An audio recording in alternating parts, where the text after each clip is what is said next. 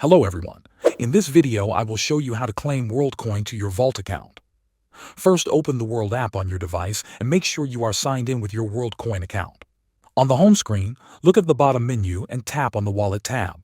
This is where you can see your balance, your transaction history, and the options to manage your tokens. If you have a claim available, you will see a button that says Claim. Tap on that button. After that, tap on the Claim to Vault. The app will prepare your claim and show you the amount of Worldcoin you are able to claim. Next, you will see two choices for where to claim your tokens. One is to Vault and the other is to Spending. The Vault is the secure account where your tokens are kept safe for long-term use.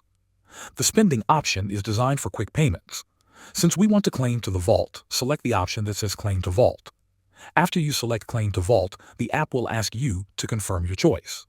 Tap on Verify or Confirm depending on the button shown. The claim will then be processed. This may take a few seconds, so wait until the confirmation message appears on your screen.